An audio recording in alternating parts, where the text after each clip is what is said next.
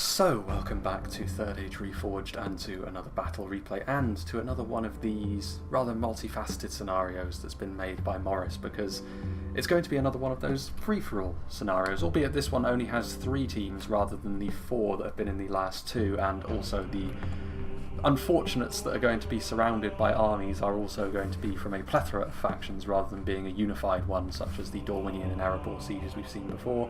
But it's also a little bit different in the sense that there are 4 defenders and then there are 2 armies of 2 that are going to be trying to attack. And this one is also not going to be about territory exclusively. This one is going to be bound up, well, the victory conditions are going to be bound up in the generals on both sides, which we'll get onto right now. I'm not entirely sure where the general in question is, but for the forces of good, which are going to be surrounded by 2 different flavours of evil today, they are going to be headed up by Lothlorien, and the Lothlorien general Haldir, if he dies, as he is so often wont to do, that means that the forces of good lose, and whoever kills Haldir claims victory. The same is also going to be, there is the same jeopardy however for both of the attacking groups as well. On one side we have evil men, which is going to be Rhun and Harad. It's not going to be the Haradrim general though, it's the Runic general.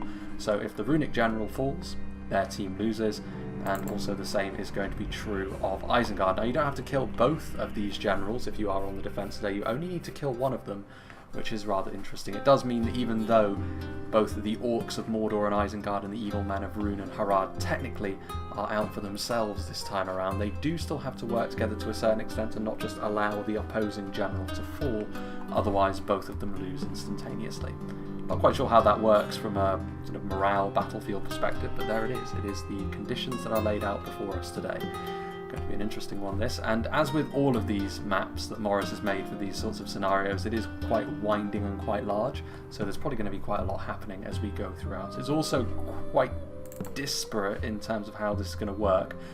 Technically speaking, Mordor and, well, Rhun and Isengard here can attack one another right from the off, but of course that, if you lose a general, that means that you end up losing. So I would imagine that these guys are going to come off fire at will, and they won't be attacking one another, Mevin and Mr. Sneakman. It would be suicidal for them to do so after all. It would basically mean that the forces of good win by default. But yes, I will also be recording the intro and the battle sequence of this one separately because it's incredibly hot in the UK right now and I don't want to chance it with my PC. So I'm going to try and give it a little bit of a breather in between recording sessions here, especially with a battle that's fairly long, such as this one. But we will go through the attacking armies first and foremost, starting off with Morris himself, who is playing as one of the evil men factions, as we've already seen in Harad. And it is going to be a mix of good men and elves on the defence today. Against the Western Kingdoms, Harad can be very effective, of course, because of all their armour piercing. The Muhard Beast Hunter's one part of that, with both at range and actually in melee, with the little clubs they have. Mumakil, this is still the current version of the game, so it's not the new patch, so I don't quite know how monstrous units are going to change in the upcoming patch. I would imagine they're going to be made at least a little bit more effective, because as it stands, the Mumakil are there really for spectacle more than anything else. They can still be useful, but they're certainly not worth the cost, but in a scenario, of course, that's not really too much of a problem anyway. Man of Herad, a staple of Harad, really the staple of Harad in their various forms. Really strong armor-piercing shock infantry that have more than 1 hit point in all variations. Technically the mounted version of them as well, the war beasts of Harad. These sort of rhinoceros-like beasts with these trollmen wielding their bone clubs on the back. They're not quite the all-conquering force that the infantry variant is, but they're still very useful. Not too dissimilar perhaps to something like the Bjornings. The Bjornings do tend to perform a little bit better overall, but maybe that's just because we don't see the war beasts all that often. We've also got some Serpent's Fangs here, the heavy Haradrim archer with their poison arrows. Skirmishing isn't really what Harad do best at long range, but if you do want to, the Serpent's Fangs are a must-bring. More Trollmen. As we go through the Mumakil, we've got the Champions of Nafrat, the buffed version of the Trollmen, the Bodyguard tier variant, which actually isn't the General's Bodyguard today, which is quite interesting. Some Southron Pikemen, as well as some Southron Archers, so some basic units here. The Southron Pikes can actually be punched well above their weight if you can get them into melee, but they're very fragile to ranged attacks. Quite recently, we saw the Demons of the Desert used to really good effect in Gobel Merlond. Be interesting to see if they can do that again, because if they can, they are one of those units which can really turn a battle on its head very quickly, but they are a little bit more difficult to use than the likes of the Witchers or the Iron Watch of Mirrormere, other similar kinds of units. Muhard Berserkers, so more armor piercing, some unupgraded dismounted servant guard, but as far as line infantry goes, this is still a very good unit because of the melee defense and damage they can kick out, even with their slightly lower survivability. Muhard Warriors, and plenty more Muhard Warriors, so he's got a decent amount of numbers here, which you would expect from attackers. Moving on to the first of the Orcish armies, then we have Mr. Sneakman. He has got some Dunlending clansmen with an armour upgrade on the front line, so any sort of cavalry charge is certainly not going to come right at the front. Uruk-hai infantry, of course. Isengard have got that really nice core to them of decently armoured, decently skillful units as well, really. Overall, you do pay a little bit more for them than the more basic infantry from the Western Kingdoms of Men, but you get quality for that, which is contrary to what the other orcs have to work with for the most part, although Angmar do tend to go for that quality as well for good reason. Uruk-hai pikemen, again, anchoring that line nicely. Uruk-hai reavers to offer that armour piercing, which is going to be so useful against the human units they will be facing today, both from the good side of Middle-earth and also against their what will initially be their allies, I'm sure, but that may very well change. Uruk-hai crossbows, they're going to try and assassinate the general, perhaps. I mean, we can tell from the frames in this battle that is most certainly not going to be the case. Nazkai, which is where the general is, I believe. I think this is the Isengard general, though he does tend to blend in an awful lot. But I believe that's where he's going to be. The Lert's Hunting Pack, a ranger unit, which as it stands, of course, is still body piercing in this version of the game. A couple of units of Bane Guards, some trolls, more crossbowmen, and also some wargs in the trees over here. So some fast movers on display today, even though there are some wider areas of this map, but it will also get narrower as you get further and further back. Now, we have Mevon, Scion Rim, which I think actually his general is in one of the Scion Rim units, which is an interesting choice. Upgraded E-Strong Clansmen, upgraded E-Strong Crossbowmen, so Isengard don't have a monopoly on crossbows in this part of the battlefield. Got some Balkoth Tribesmen, not too dissimilar to the Muhards we saw for Harad, but Harad of course add a bit of armour piercing and melee to that as well.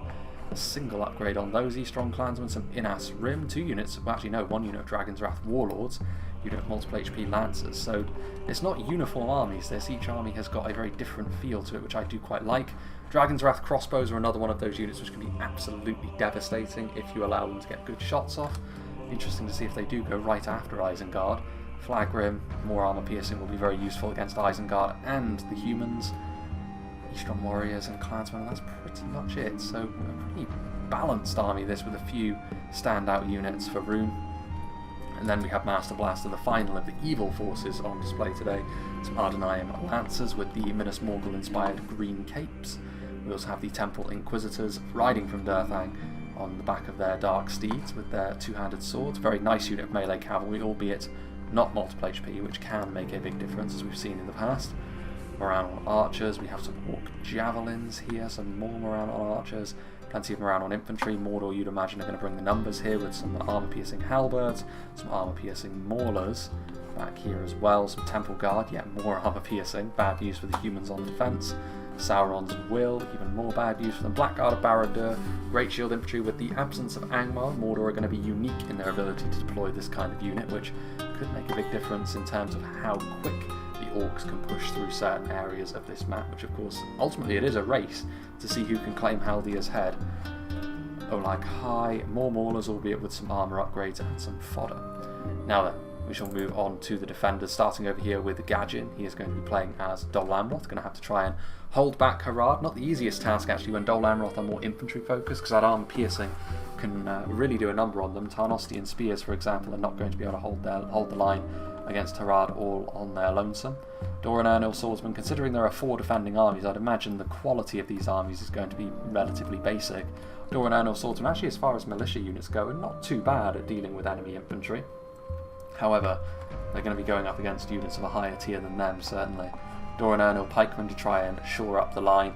Perithil champions will be really good against Harad, actually, because Harad don't pack on the armour, which means the lack of AP is not such a problem for them. And the really high base damage means they're going to cleave their way through stuff like Southrons and Muhards, but they're only going to be here in limited quantities. Civilians, Doran Ernil archers.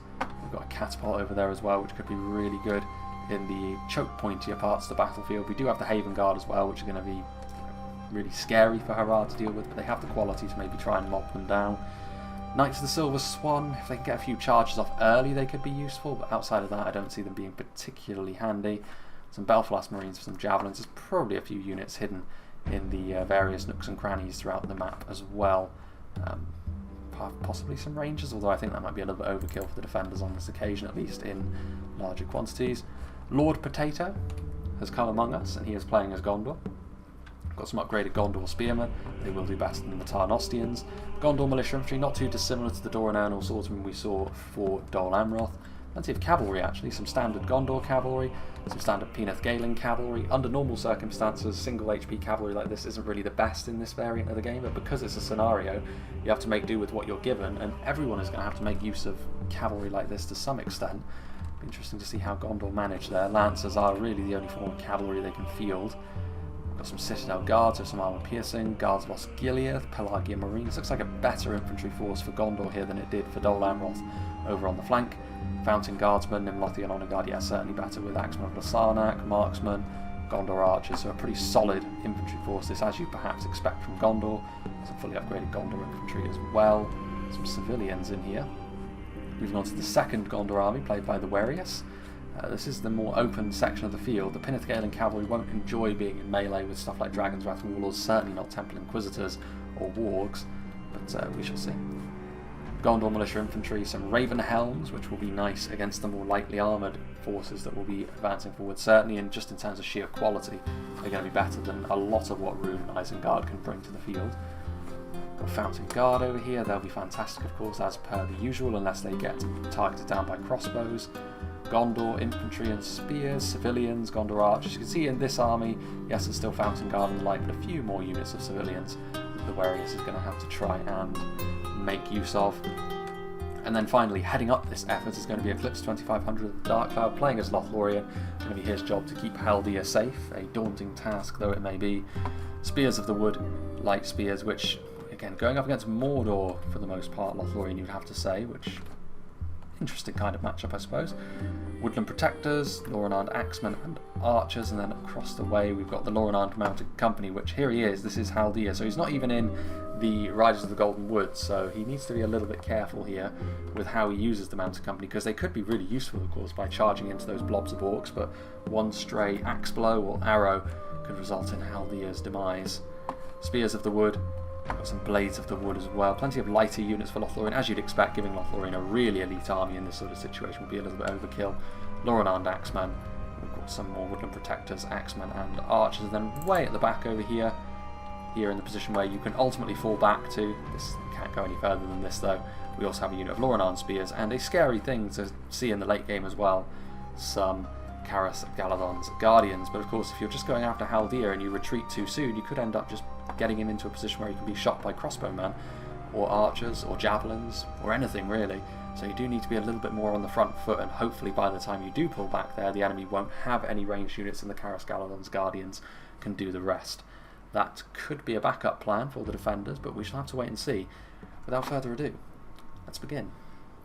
So here we go then, as Isengard start to make the first tentative steps forward, and unsurprisingly Isengard and Rhun are not going to be going after one another. After all, the defenders only need one of Isengard or Rhun's generals to fall in order for this battle to be won by them. Just to reiterate, of course, the victory conditions: if the Lorien general falls, then the defenders lose, and whoever claims his head is the ultimate victor of the two teams of attackers.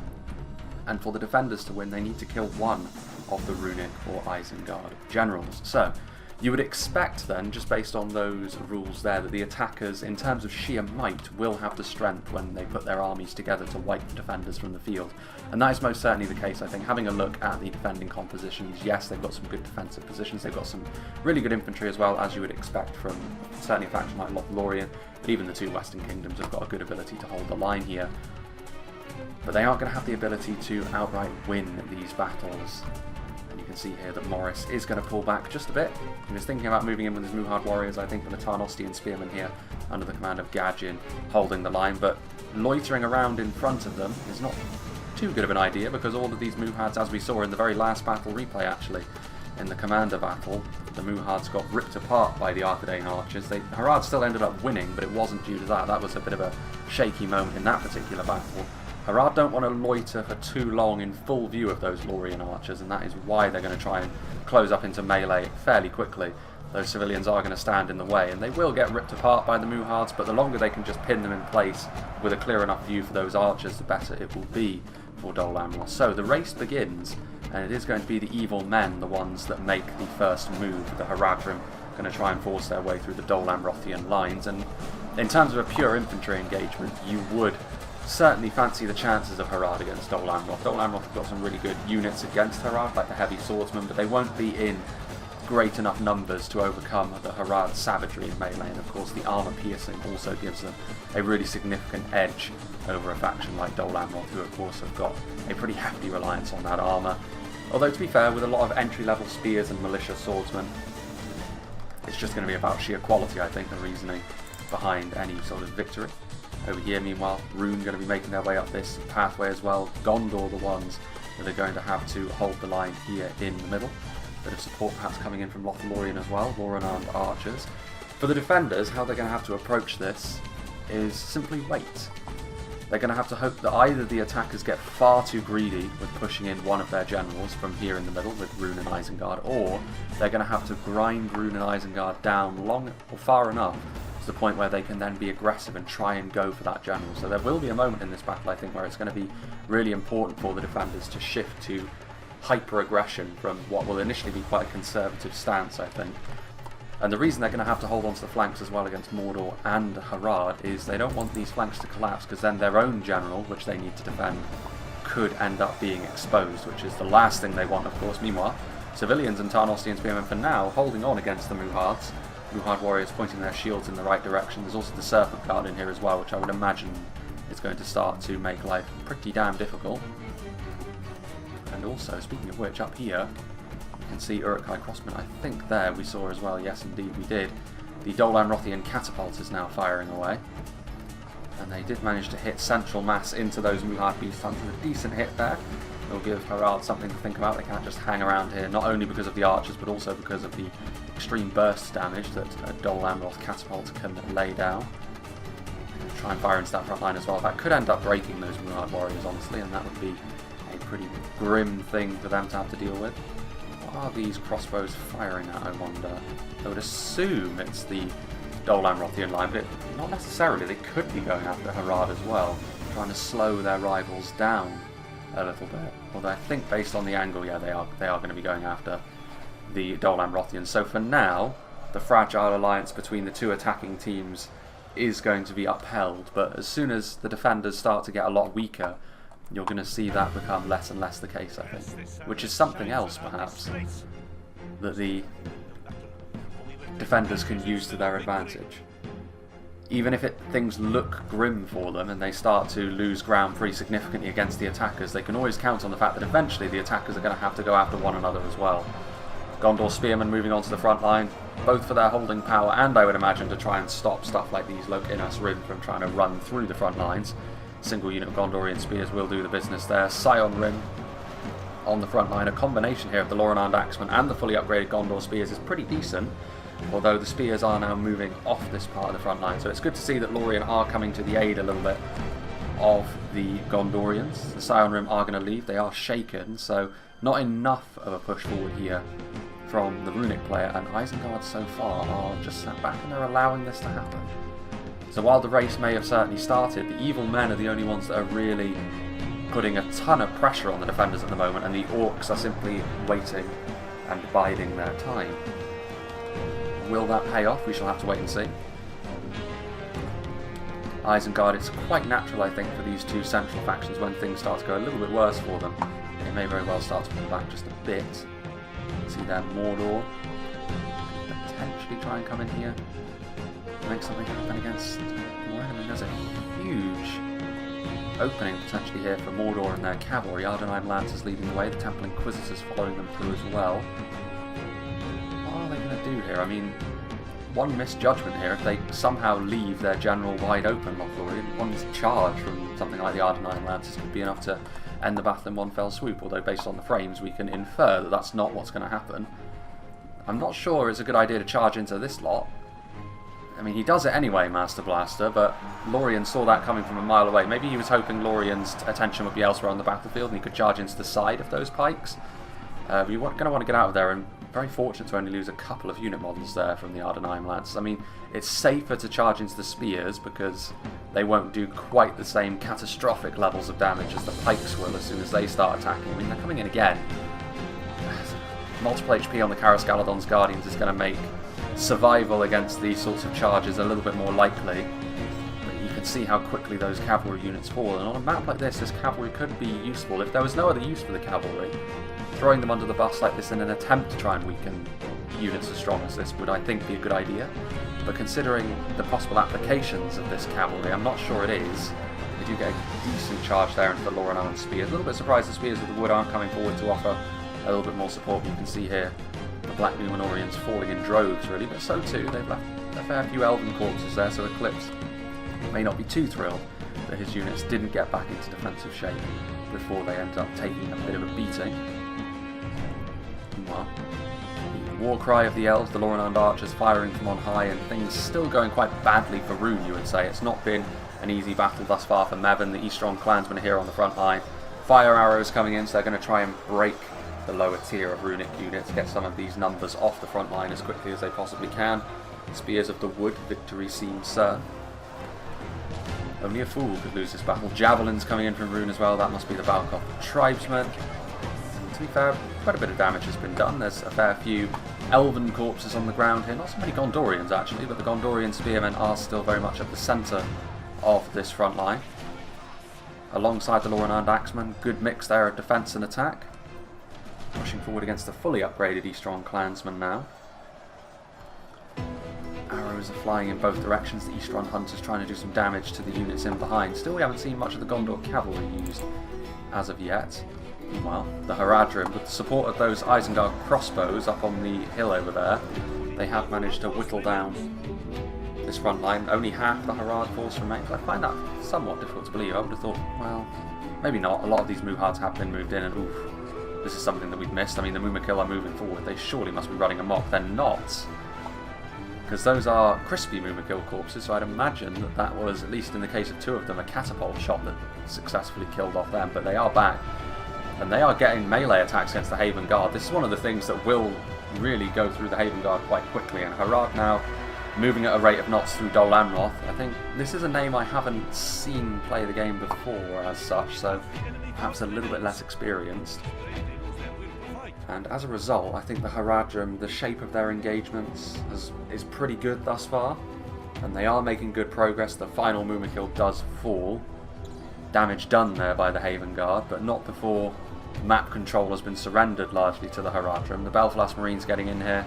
The War Beasts are now going to be engaged by the Knights of the Silver Swan, but they aren't exactly the Haven Knights, so between all of this infantry and those rhino-like beasts, the Dol Amroth Lancers might not have such a great time of it, although the Black Swan Renegades are here. Morris trying to cause havoc. Lord Potato going to send his Gondor cavalry in. Another charge into the Doranandal archers. He's managing to give a lot of this cavalry the slip, but now I feel like there's going to be no escape for him. All of the Gondor cavalry is going to catch up to him, and surely they're going to be brought to heel now. They're going to try and get away still.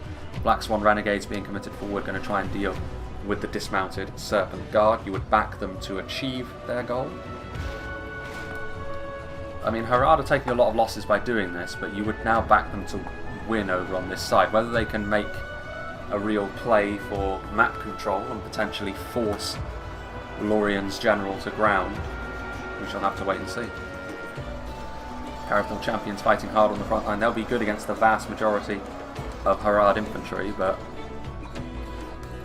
unfortunately for them, there aren't enough of them to withstand the great army that lies before them. Still, Mr. Sneakman happy to simply wait their moment. Mordor, however, are most certainly not. They are now attacking the Lorien positions. Blades of the Wood doing quite nicely. You can see here the Lorien cavalry is also in and amongst it. Wait, isn't this where the general is? Yeah, that's him. That's Haldir. That's an incredibly bold move there from Eclipse, because that could have gone so badly wrong. So badly wrong. If he had got hung up on this blob of halberds for any length of time, Haldir would have fallen and the Orcs would have won. But you have to say it's actually worked out in Mordor's favour. That cavalry running through them, the infantry on the front line, including Galatha and Blade Masters and fire arrows, means this little pocket of orcish resistance is going to break and ultimately be vanquished. It would be poetic justice perhaps if Haldir could land the killing blow on the Isengard or Runic general to end the game, but we aren't at that point yet. Meanwhile, these woodland protectors who were throwing javelins down upon the orcs have been exposed. Blackguard of Barad-dûr and Olag High going to dismantle them in melee. Those spears are not going to be damaging enough to bring down the Olag High, and you have to say, things are a little bit open here for Lothlorien. They have pulled back to a different position, and Mordor getting ready to attack from the side. I mean, Master Blaster's got an opportunity to really kick the game into high gear at this stage. Sauron's will, going up against the Woodland Protectors. There's not as many of the Sauron's will, they've taken a bit of damage. But you'd still back them against the Woodland Protectors, to be honest, without support. But support is going to be forthcoming. Loren armed archers getting into place, and another unit of them. This little position up under the trees has been quite fruitful for Lothlorien so far. The Lorien Mountain Company need to be careful. I mean, a lot of these units are broken.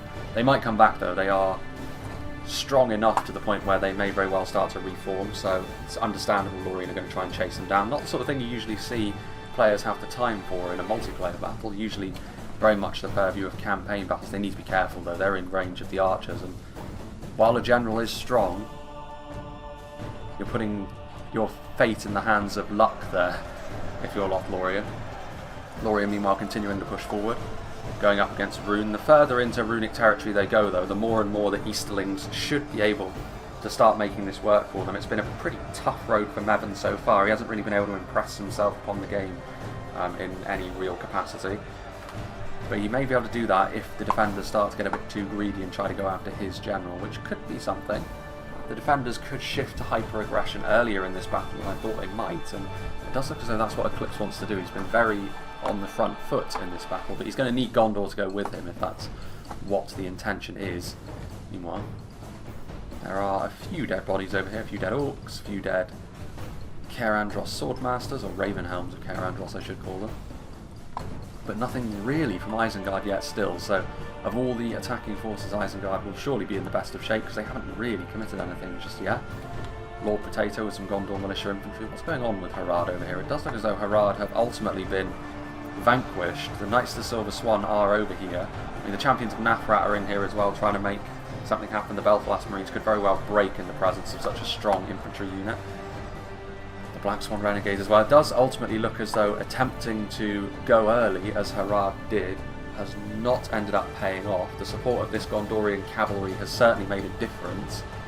Point blank arrow fire from the Southron archers trying to keep that cavalry at bay, but any sort of aggressive, I mean it wasn't a charge from the cavalry, but Southron archers acting really as a shield for the rest of the infantry to try and mop up the Dol Amroth resistance. They do still have some Trollmen, they do still have some Champions of Nathrat, so they are going to win over here, Harad, but it's such a heavily Pyrrhic victory. One unit of Gondor militia infantry still to bring down, more on the way, so plenty of chaff in the way for Harad. There's also some Serpent's Fangs in there, you can see their Shotells from far away. So of the units they have left, while it is a small force, it is a fairly elite one. They need to be careful not to go into open ground, otherwise that cavalry could still be a problem. They're getting hung up on the dead bodies of the Mumakil though. There are the Knights of Silver Swan, another unit of Belfast Marines perhaps. So while things were looking pretty scary for Dol Amroth, the bit of support they received from Gondor has been a difference maker. And now Harad are going to have to dive for cover on one of the side areas of the map here and perhaps wait it out. So far you'd have to say the evil men of all the factions on the field are probably in the worst position at this stage, but in free-for-all-esque matches that can change very, very quickly. This front line meanwhile, once again the evil men receiving a bit of peripheral support from what is ultimately their rival. Uruk-hai Crossman shooting into the side of this front line in Eclipse being punished for committing his Caras Galadon's Guardians forward too early, and ultimately this front line is going to fall apart. Some good news for Rhun at long last, but a large part of it is thanks to Isengard, who so far still wait and watch in the shadows meanwhile. I mean, this is the important bit here for Lothlorien. Like this man, or elf, right here, Haldir with his sword drawn. So as much as all of the attackers may well be heading in that direction, the true goal is now actually here in territory that they initially held on to. And perhaps that's what Eclipse is counting on, the fact that the attackers don't pay any attention to that. They continue to effectively grind their way through all of these defensive positions and weaken themselves, and then in the late game he can charge in with his general and, as I said, in true poetic circumstances, assassinate either the Runic or the Isengard general to achieve victory. Again, perhaps a little bit of a chess game going on here from the defenders. Sauron's Will and Olag High, bringing down what remains of the Elven resistance up here on this high ground, which has served them well. And Mordor, there are quite a lot of Gondorians here on the front line. There's also a fair amount of cavalry, both Gondorian and Mordor cavalry. You can see here the Pinnith-Galen cavalry colliding with the Orc javelins, and to prevent them from throwing their payloads, which low-tier javelins they may be, but very efficient they are.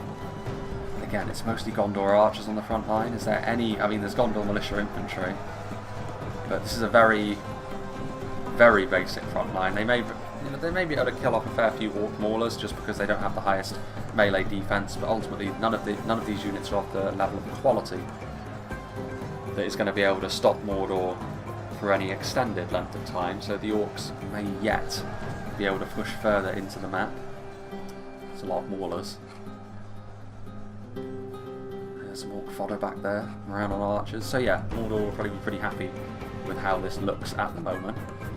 Let's go back over to the other side of the map, see what's happening with Harad.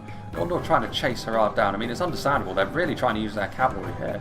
I don't know if this is by accident or by design, but they're being aggressive with their cav, the defenders, and it's served them well. It has served them well.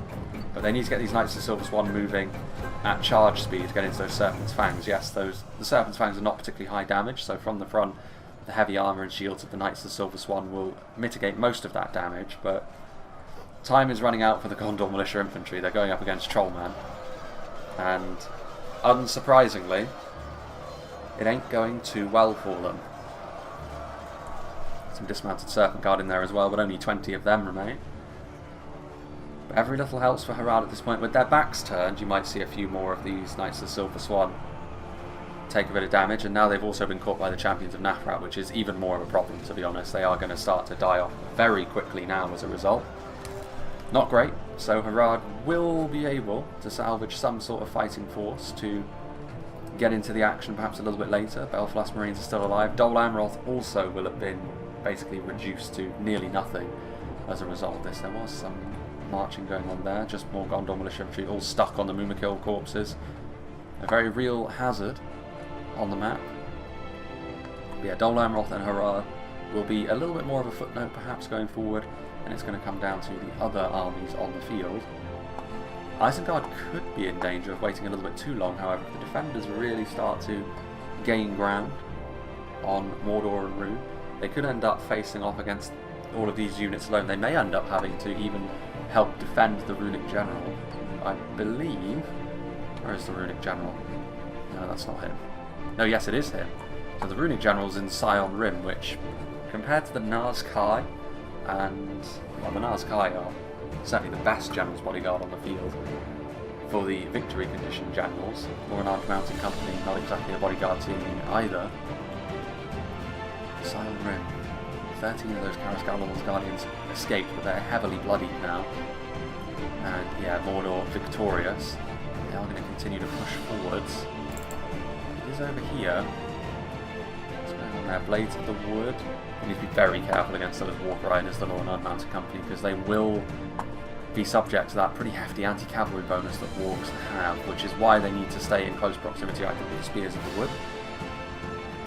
Because if they do that with a bit of spear support, the Wargs become significantly less scary. The last thing you want to do is commit your general to a fight against Wargs and have him munched on. What's going on here? Temple Guard in position.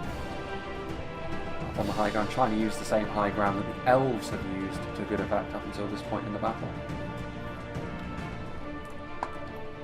Elsewhere, some around on archers. So yeah, Mordor trying to get into that same place, maybe force the defenders to a different part of the field.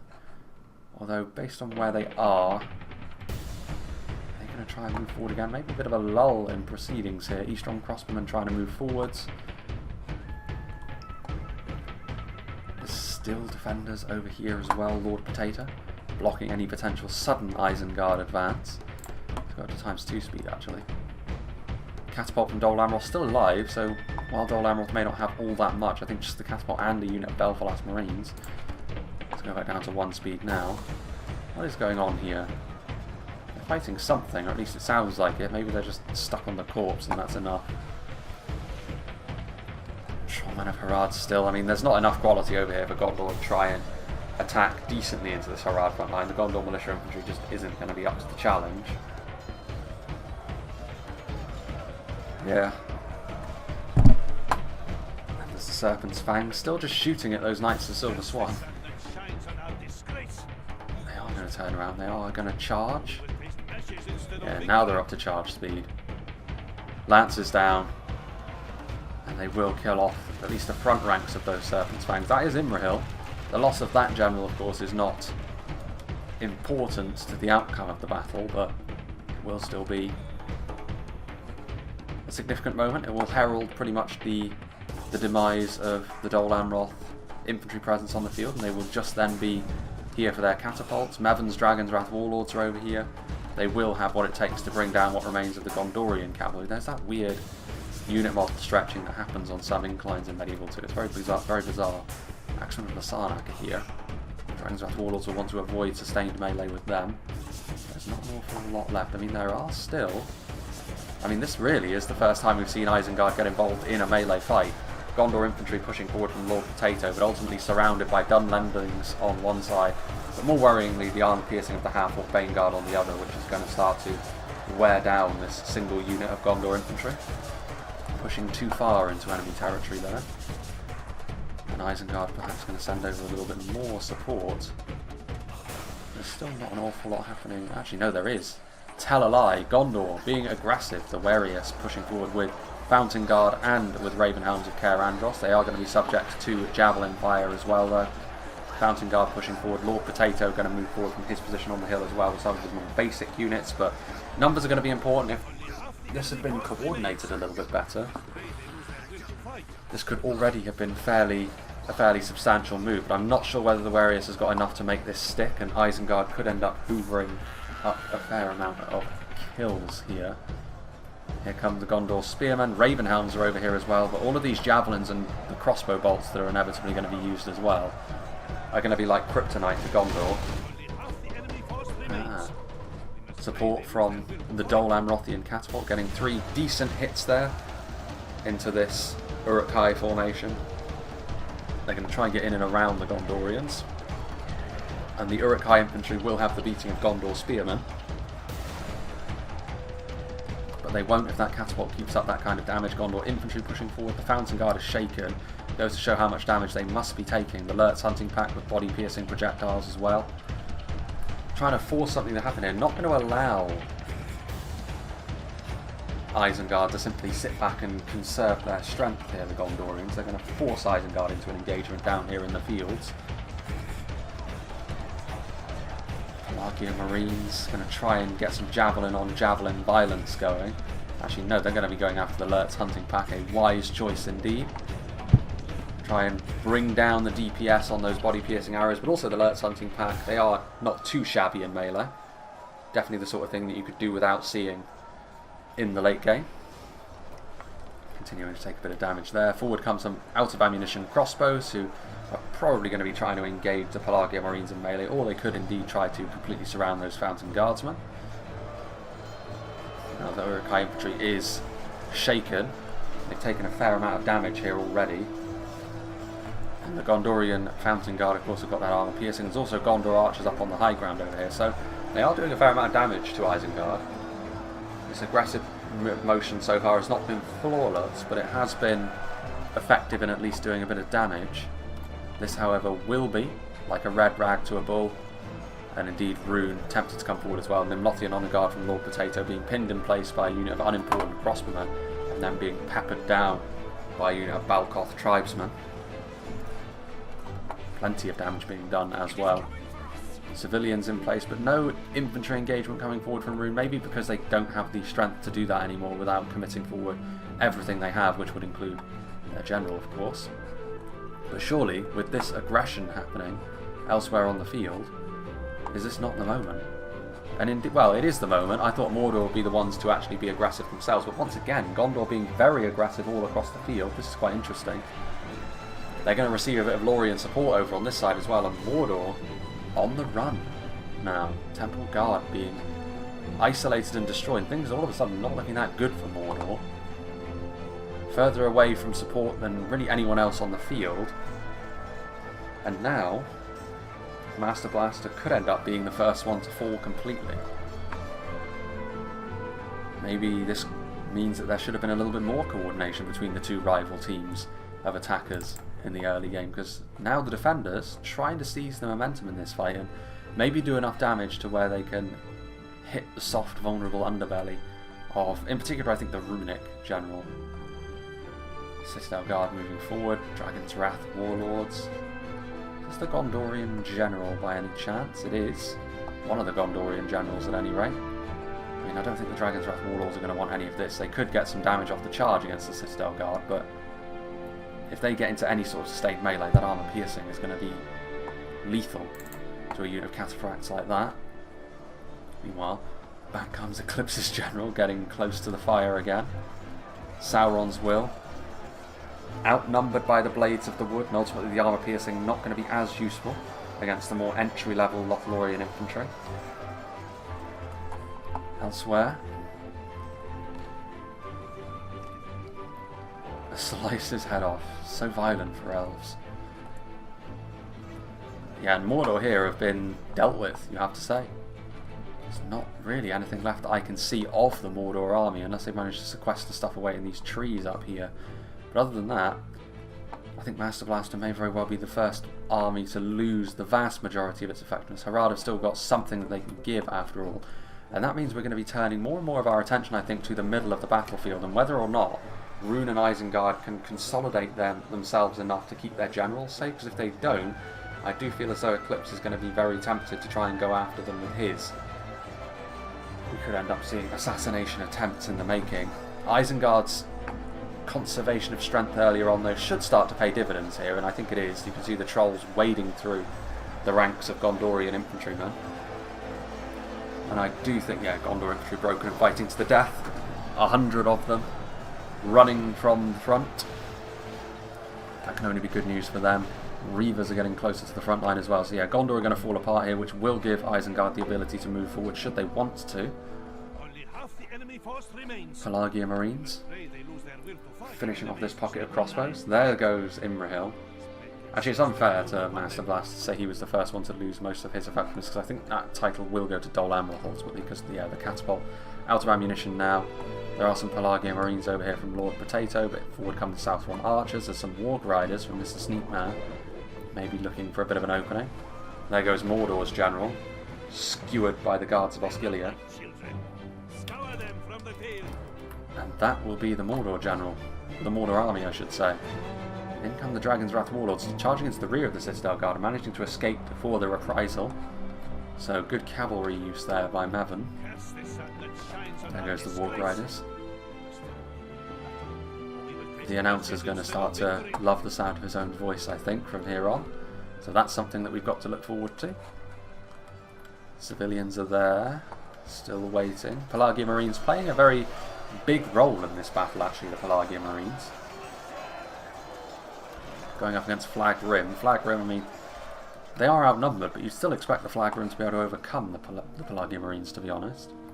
There's not really going to be too much happening on this side of the battlefield anymore, because it was ultimately a complete victory for the defenders, and they are going to be able to consolidate a little bit of strength over here, maybe get around their general a little bit. Their ultimate goal. And maybe have to wait and see what Rhun does. I think the savaging they received earlier on has made Mavin significantly more cautious as this fight has worn on. Sauron just in behind there. Victory seems certain, defeat seems certain, flicking back and forth between the two.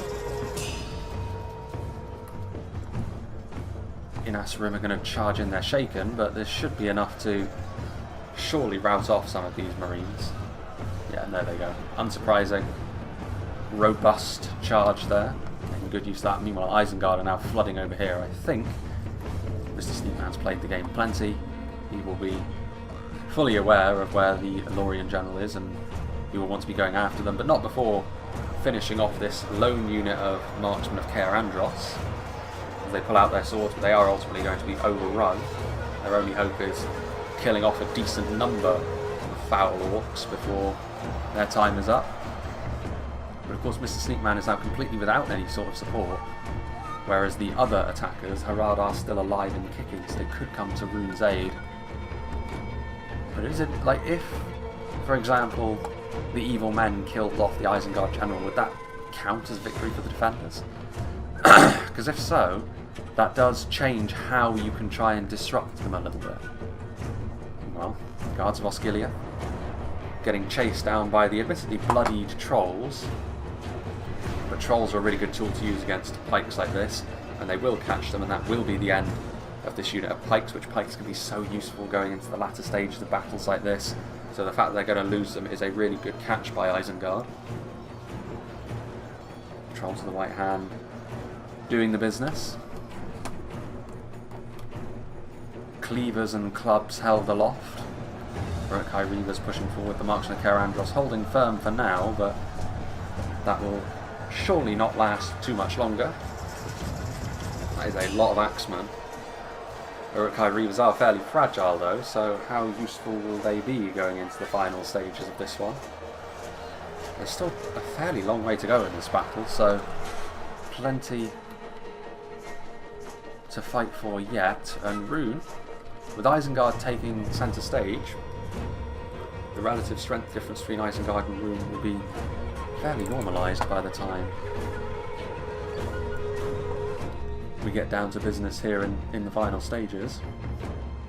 Action of Lasarnak are pursuing. They are going to get the attention of those Dragon's Wrath warlords. The Serpent's Fangs being chased by the Axemen of Lasarnak. One of my favourite looking units, the Axemen of Lasarnak in the game, to be honest, when they're fully upgraded. I like the Gondorian full plate and the two-handed axe. But are they going to be able to get a charge off here into the back of the Serpent's Fangs? I mean, they're not going to be able to achieve too much, surely. There's not enough of them anymore. An intriguing little engagement. 21 Trollmen, I mean, there's still Fountain Guard and Citadel Guard from the Lord Potato, but to be honest, from a Harad perspective, these are relatively unimportant. He doesn't really want to go after them in defensive position. I mean, if he does leave them completely alone, then they could still come into play later on as a reinforcing army for the defenders overall, but you don't want to throw your army onto the fire, as it were, just for that sake, especially when the victory condition is so clear. This sort of Dynasty Warrior style victory condition where it's all about killing the commander. Looking at the defenders, they do look pretty haggard from their exertions on the front line. If it comes down to just pure martial might, still the defenders will very much be the loser, but the interesting thing now is what the dynamic between Isengard and Rhun is going to be. They are the two key players for the attackers overall. Their commanders are the important ones. But what do? Isengard find themselves right in the middle of everything here. Their goal lies down one road, but potentially what could end up being their defeat lies down the other two with Harad and Rhun.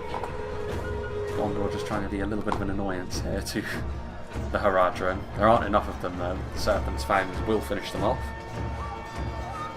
I do like the look of the Serpent's Fangs as well. That Harad armor style, that Arabic-inspired look they have going on. Bit of a Turkic style as well, is that, with the masks. Yeah, Champions of Nafrat, they've had enough of this now. The Axemen of Lasarnak will be destroyed. That is going to be that. What are they charging after? They've lost their minds, they're just charging into the wild green yonder.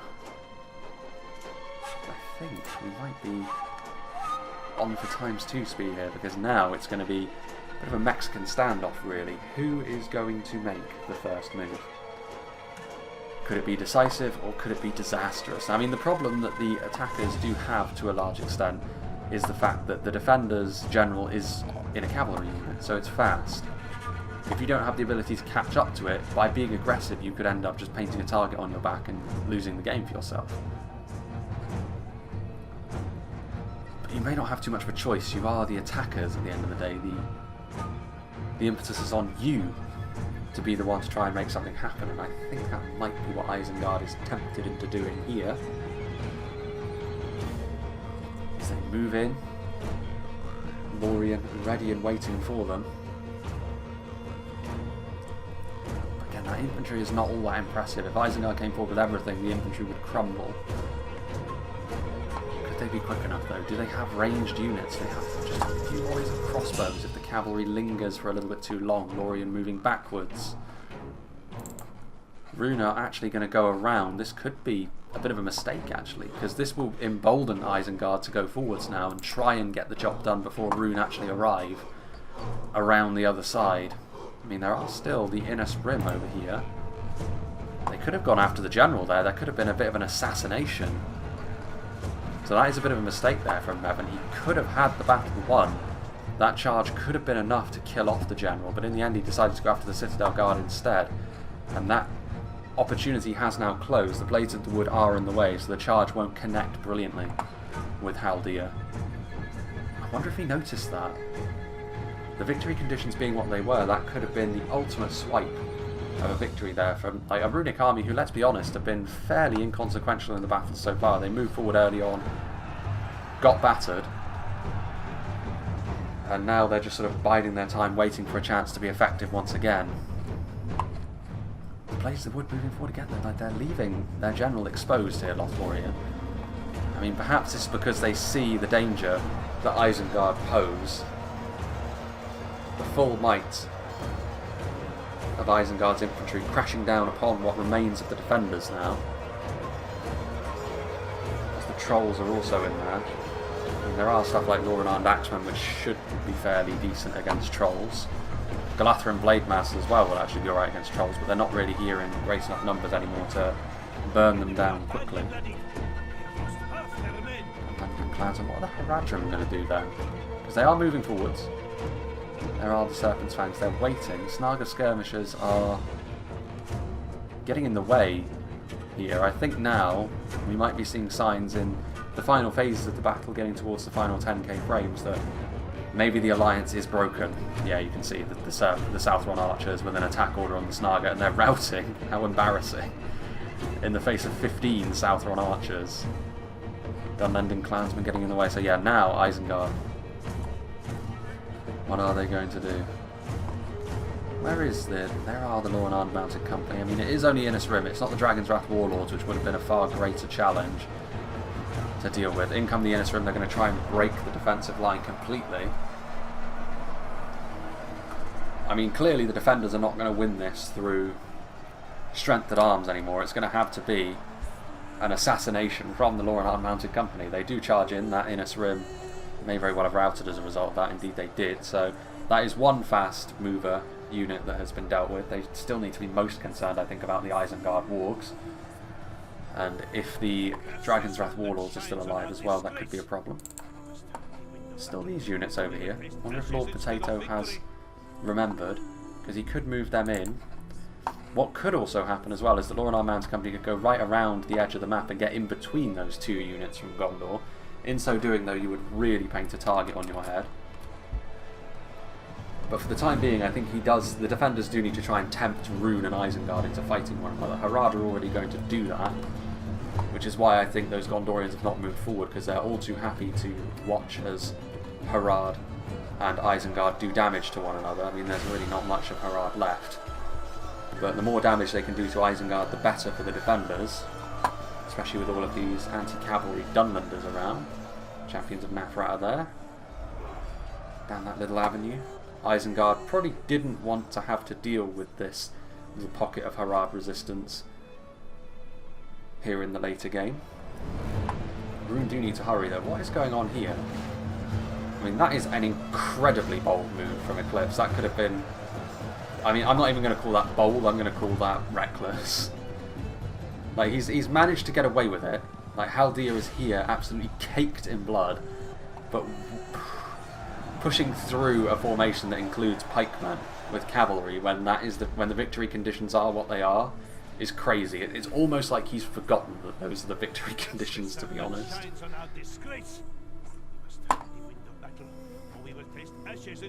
There's wargs around here as well. What is he doing? I mean, there's still 10,000 frames, almost exactly 10,000 frames before the battle is over, so we can infer that he manages to get incredibly fortunate and Haldir doesn't die. But, I mean, at this point he's stuck because Rhun have arrived. There's Gamperim on the way. What is he going to do here? I mean, he's going to need to try and wriggle free. This Lorien cavalry is fast and swift. Unless the Nazkai are on this front line. In which case, fair enough, but they're not. It's all pikes. Lothlorien on guard. I mean, victory seems certain, but don't charge into pikemen.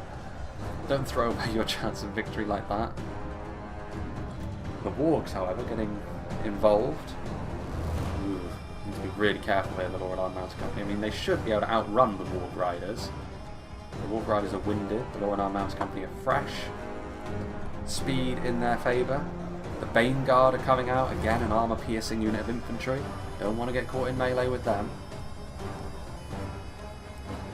They're going back for another round. Edge of your seat stuff here from Haldir. They're trying to break the Uruk-hai pikemen, but I mean, even if they win this fight, it's not really that important because with Rhun arriving, the last of this defensive infantry is going to die anyway. And now this unit of cavalry is significantly less potent than it would have been, so your ability to try and assassinate the Runic or Isengard general is diminished greatly. So I'm not entirely sure what Eclipse's thinking was behind doing this. I can only assume he forgot those were the victory conditions, because that's mental. I mean, there are the Nazkai. They are being committed, which to me suggests that they feel confident about finishing the Harad off, and as well they should. There's only a few Serpent's Fangs left, so Morris's army is going to fall by the wayside. His general is in here, both swords drawn, taking a look around, surrounded by his men, and he will die fighting with his men.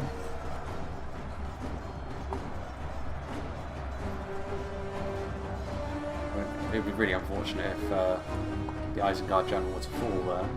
There are now 5 Lorien Mounted Company left, and they are going to try and get one again. Like, it's bizarre that I really do feel as though several players in this battle forgot what the victory conditions were, because a volley from those Dragon's Wrath crossbows into the Lorien general could again have seized victory for Rhun, but they elected to go after infantry instead. It's confusing is what it is. All of this is good news for Isengard, because it means that both the attackers and the other team of attackers and the defenders have not taken full advantage so far of the situation as it is. I've completely lost track of the general. Well, there goes the Harad general. The runic horde moves forward, the Easterlings in step with one another, golden armour glittering in the sun. Gamperim and Flagrim are still crossbows, like, that's the thing. I mean, if it came down to just who would be the last one standing with the most... Who is that? Is that... Wait. Is that the Lorien Mounted Company? Because surely, by routing... Oh no. It was a Gondorian one. Fair enough.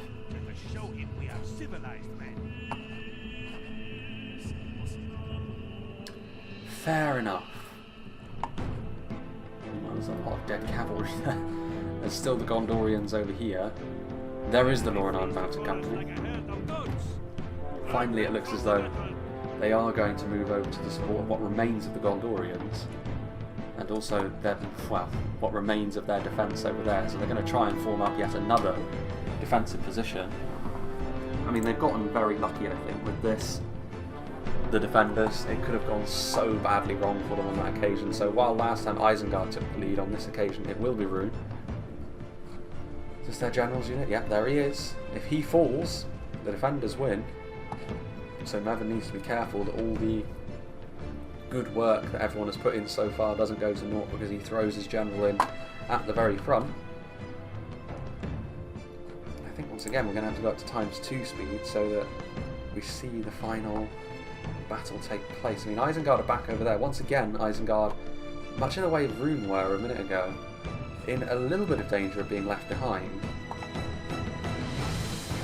After all, this is very much like most of these free-for-all scenarios that Morris has crafted. Ultimately, when you boil it down, they are a race. They are a marathon, not a sprint, but if you let off the gas at the wrong time, you could end up handing the advantage to your rivals, and could no man capitalise here. They still have the crossbow ammunition. Is that Harad? It is Harad. So not only is it Rhun, but Harad's still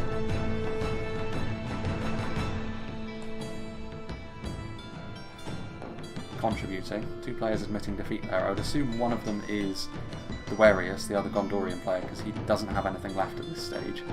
And one of the others may be Master Blaster or Gajin, depending upon which it was. Mordor and Dol Amroth haven't been a factor in this battle for quite a while at this point.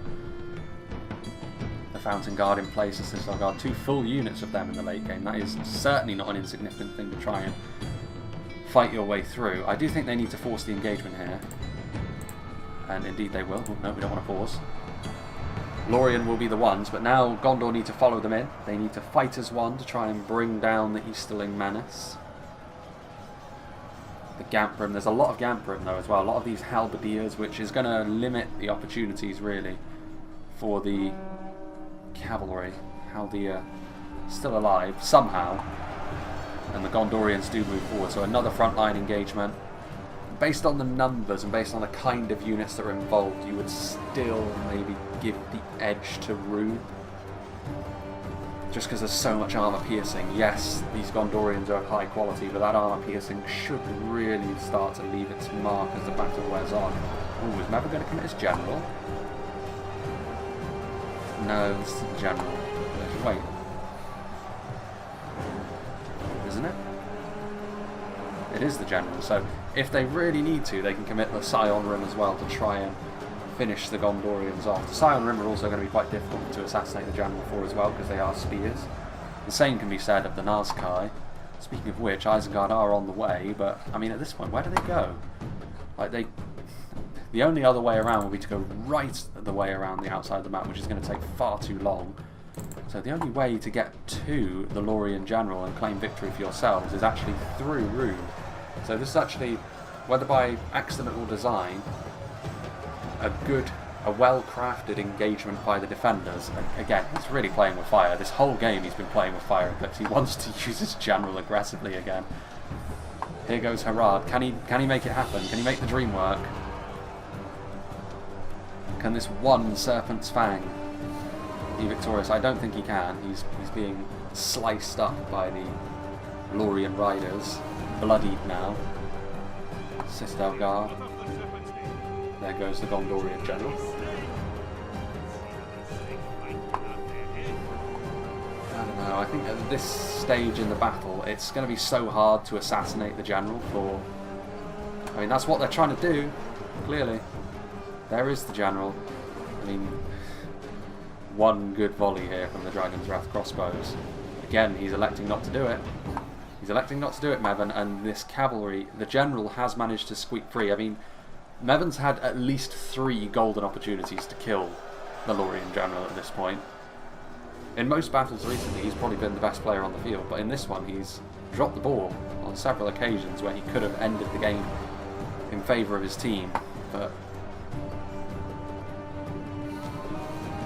now the Dragon's Wrath crossbows might be out of ammunition, pulling out their large curved blades. He's turned around now. He's noticed, I think, that the general is there, but the general's gone. Vanished.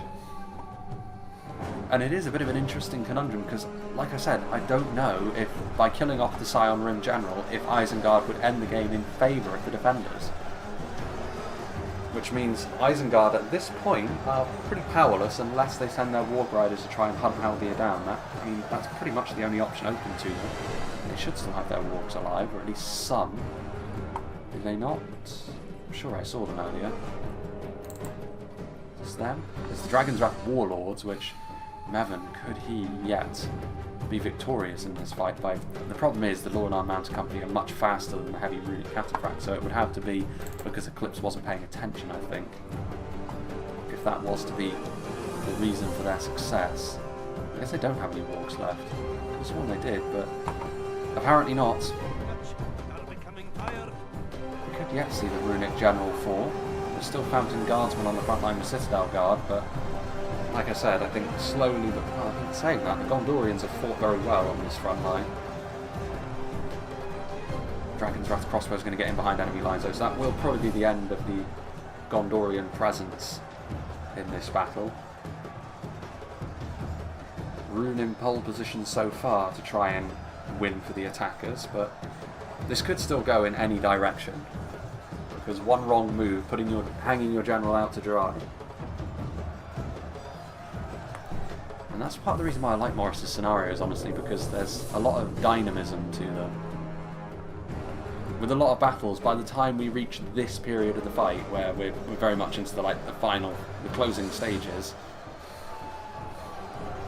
you can tell where the battle's going to go, but not with these. I mean, the Warg Riders are still alive, which surprises me. They should absolutely be trying to hunt down the Mounted Company, rather than fiddling around over here.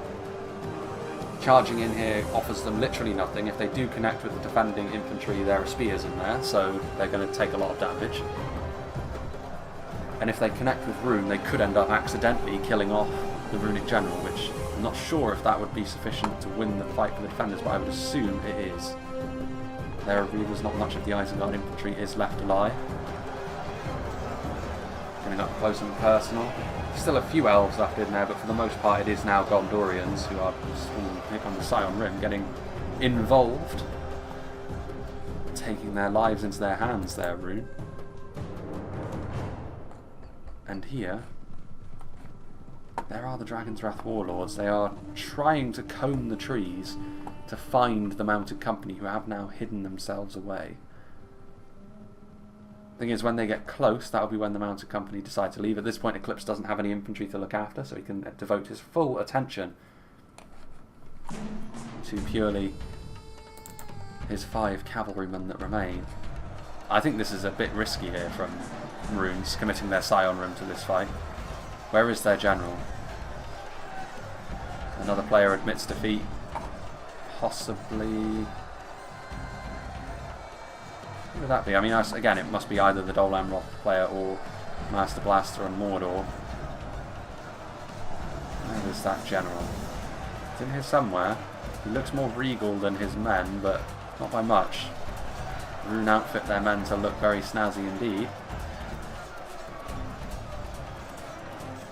And then come Isengard as well. I mean, they're going in. Here are the Nazkai. I mean, at this stage... Ooh, is this the cavalry over here? Yeah, I mean, at this point, I think the defenders are going to win unless the attackers wise up to this, because the Nazkai are in melee. The Scion Rim are going to try to escape the attentions. I mean, they're going through Fountain Guard, but they are at least broken and fighting to the death. I think, yeah, the general, I can see it in the distance over there. So Rhun have managed to save the life of their general. The Wargs, they could try and charge in, but again, that would only result in giving the battle to the defenders.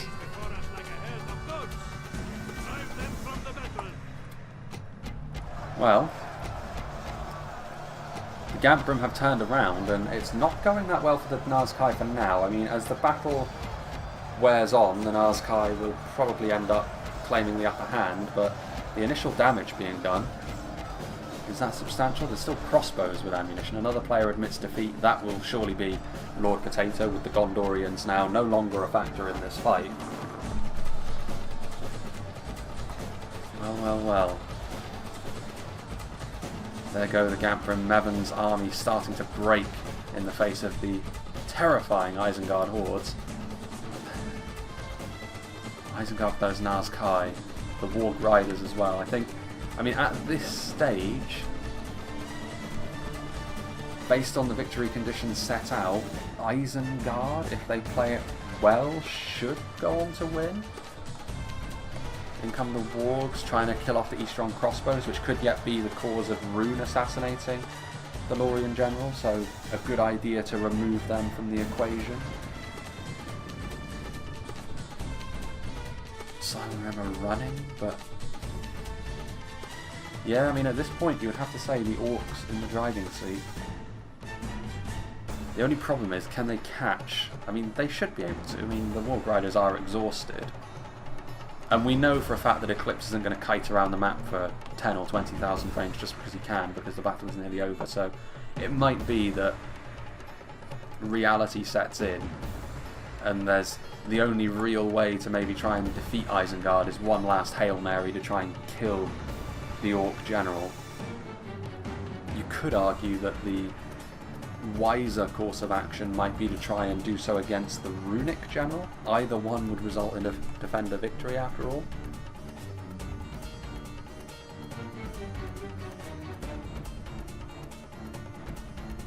Still alerts hunting patterns. Not a lot of this battle left, so I will assume... Ooh, hello. Those are the Dragon's Wrath Warlords. Are Rhun going to steal victory? I completely forgot about these guys, but like I said, they really shouldn't be able to keep up with the Lorien Mounted Company. Although they may. I mean, we're down to nearly the final 1,000 frames at this point. I can't see the battle ending any other way. Can we infer? They are going to turn around, they are going to charge in. I think Eclipse realises that he may as well go down fighting, but as a result, he may be handing victory right... Oh, and he pulls out of the charge there. So yeah, this is probably going to be how the battle ends. Haldir taking several hits on the... Oh no, he manages to wriggle through. Is he going to try and go after the Nazkai, the general? Ooh, the charge misses. The charge misses. I mean, I would love for the defenders to win by these 4 Lorien Mounted Company managing to kill off the Isengard general.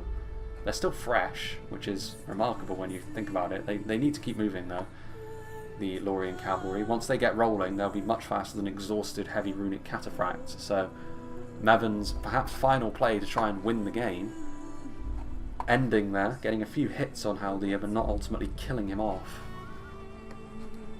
And here we go. Eclipse. With one last foray into enemy territory.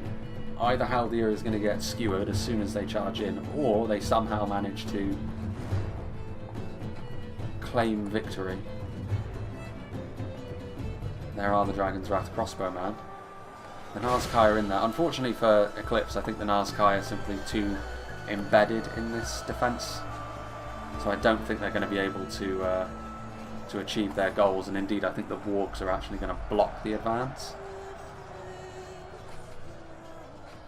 They're going to charge into the... Yeah, that's surely going to be the end of Haldir. Yeah, there he goes. A Warg Rider claiming Haldir's head. The anti-cavalry bonus proving to be the decisive factor. And there we go. It says victory for the evil men, but of course we know that was not the case. The victors instead were the orcs, and in the end, Isengard pacing themselves just about right. It could have gone the way of the evil men, or indeed the defenders in the late game, depending on the decisions made, but in the end that slightly more cautious approach that Isengard took was the cause of victory. Mordor, of course, gone fairly early, as were Dol Amroth, so both the defenders and one of the attacking teams suffering a loss early.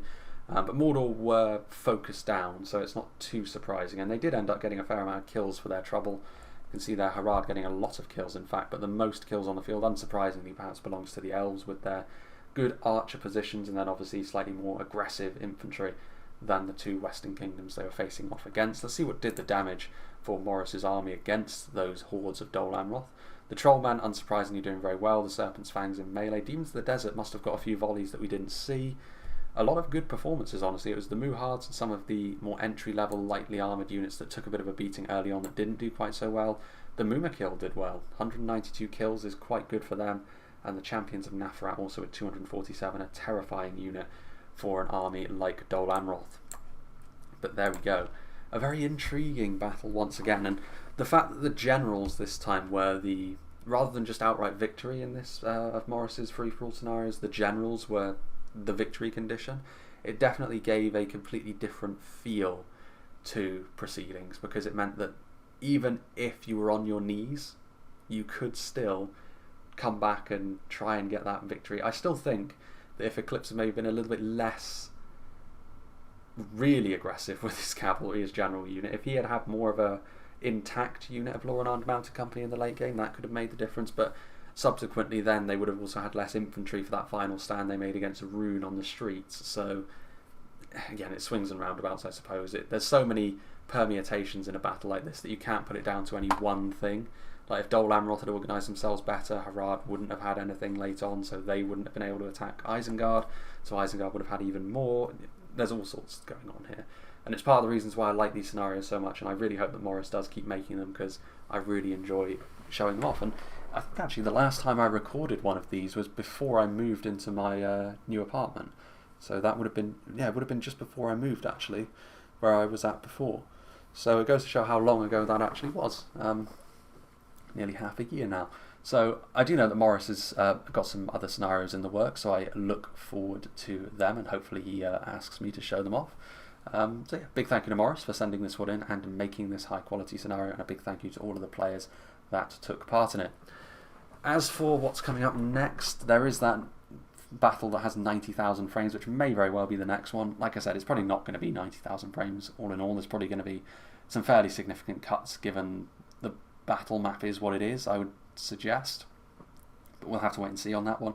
There are also a few more, I think a couple of scenarios. I was given one by WK that was made by Froggy, and that sort of thing, so that's something to look forward to as well. I've got a few replays honestly to start working my way through, hopefully as well, at least for the time being I can actually keep up a 2 videos a week schedule. It may be just for a small period in September where we actually have to go down to the 1 video a week, so it may actually not be as bad as I was first fearing from that perspective, but we'll just have to wait and see. Perhaps closer to the time I'll do a live stream channel update to let people know where I'm at with that. So yeah, regardless of that, I hope you enjoyed this, and I hope you'll join me for whatever is next.